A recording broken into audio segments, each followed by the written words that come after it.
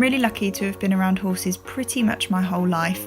I started riding when I was really young. I think I was about 3 years old. Unfortunately, I don't have any photos of that time. I don't think anyone in my family had a digital camera back then.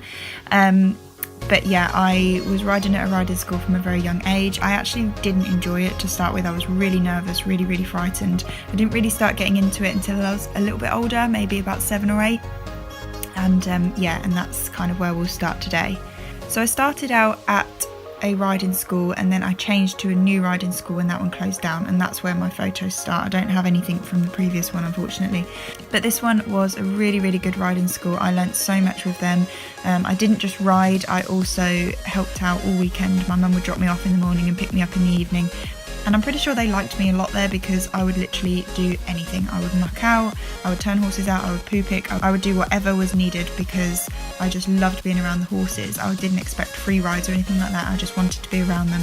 I wanted to learn as much as I could, really, because I knew that at some point I wanted to have my own pony one day.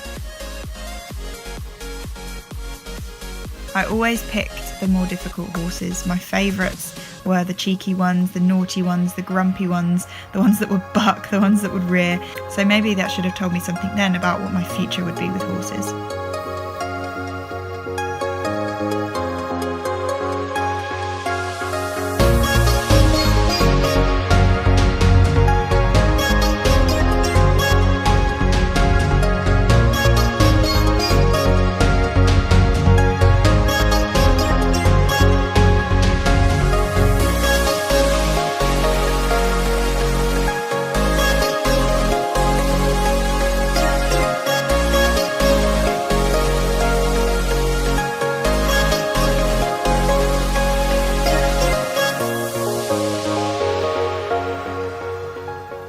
I left the riding school when I was 12 years old because my parents decided that they would buy me a pony, and I was very lucky. I was so excited, and we got the beautiful Holly. Now Holly was a stunning black cob. She was 12 years old, she was the same age as me, and she actually wasn't that easy. She probably wasn't the ideal first horse looking back, but I didn't really know any better at the time, and she was a cob and we thought that she'd be easy, and she definitely wasn't. She gave us the run around big time when we first got her, and the first couple of years were very difficult. Over time though, we grew to love each other and she became a big part of our family, and she stayed in our family until she passed away at the age of 22 years old.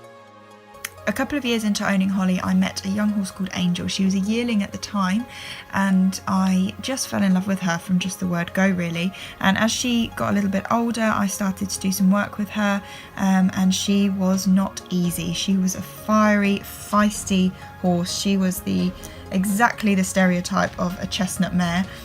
She was very hormonal, very grumpy. Didn't really have a lot of time for people, but we really clicked. I absolutely adored her, and I got on so well with her, and I really loved her. And I have a lot to thank this horse for, because she's the one who brought me to natural horsemanship. Traditional methods just didn't work with her. She was not having any of it. You had to do something a bit different, and that's how I found natural horsemanship.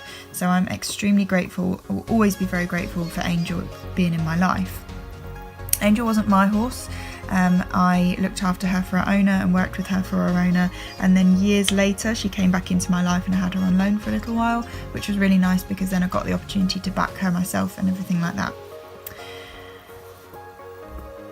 Before she came back into my life, I found Ginger, and we weren't looking for a new horse, but he popped up and I fell in love with him. There's something about chestnut horses, obviously, for me, and I ended up having him. And obviously you all know Ginger. I have got a vlog on my channel which is Ginger's story, so if you want to read more about his story, then please go and check that out. It's quite an interesting story. We had a lot of bad times, we've had some really bad times, but we've also had some really good times as well. And obviously he's not ridden anymore, but we still have some really good fun together, and he's just my soul horse. I also have a lot to thank him for, because I've learnt more with that horse than any other horse could ever have taught me, or any book could ever teach me, or any course could ever teach me. This horse is the one. He's the one that, you know, really made me learn what I needed to learn to do this job. When Angel came back into my life, he was fantastic then. He was a great herd mate for her, and also a lot of what I did with her I did from his back, so I taught her while riding him, which was really handy.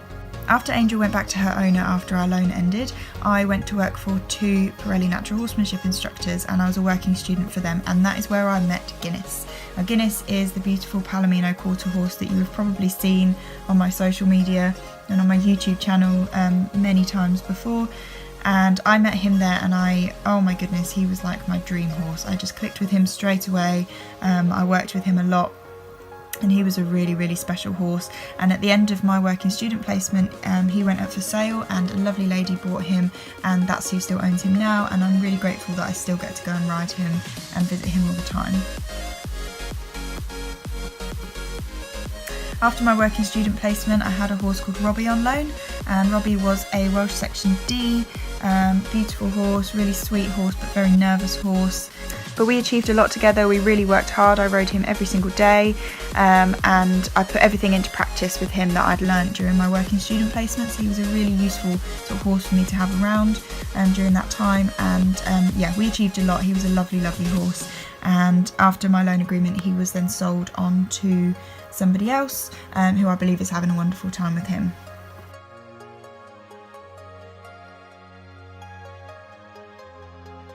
After Robbie, I kind of was going to lay low for a while. I wasn't sure what I was going to do. That's kind of the time when I started to move away from Pirelli. I decided I didn't want to be a Pirelli instructor, and I wanted to do my own thing, but I wasn't sure how I was going to go about that. So I kind of wanted to lay low for a while. I was just working with Ginger and working with other people's horses when I could, but I certainly wasn't on the lookout for another horse for myself.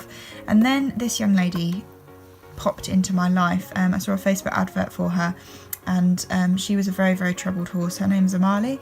Well, her name was actually Tilly, but I renamed her Amali, which means hope, because I was kind of her last hope. Unfortunately, she was going to be put to sleep because she just was a very difficult horse and had a lot of troubles. She wasn't a happy horse at all.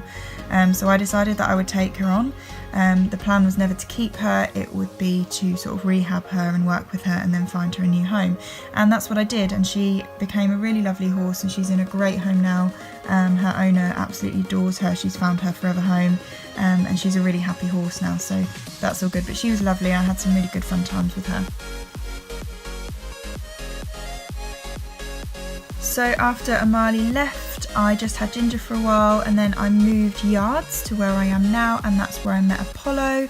And he's obviously a very important horse in my life now. He's not mine, he belongs to the yard owner, but I work with him a lot. I work with him every day. I ride him as much as I can.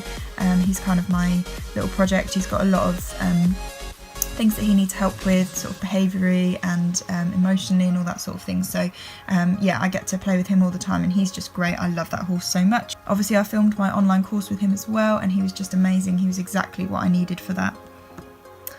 I also met Puzzle when I moved to the new yard, and she is my second project while I'm here. She didn't have a rider, and I sort of needed another horse to ride, and she's just fantastic. I love her. She's really good fun. She's again, she's got a few things that she needs some help with, but you know, we're working on those, and yeah, she's just a really, really nice horse. So as I said, I still get to go and visit Guinness a lot. Please do go and have a look at my holiday vlog, because you will see Guinness in that, riding on the beach and all that sort of thing. Yes, I'm really, really glad that I still get to see him, because I really did love that horse. So I've worked with a lot of horses over the years. I'm going to show you a few photos of those now, but it really is just a handful. I mean, I couldn't even begin to imagine how many horses I've worked with since I started, and obviously continue to this day, and hopefully a very long time in the future. I've been very lucky to work with some really incredible horses, some really talented horses, some really special horses, and also just get to ride some nice horses, you know, not necessarily training, but just riding them and just enjoying riding some really great horses.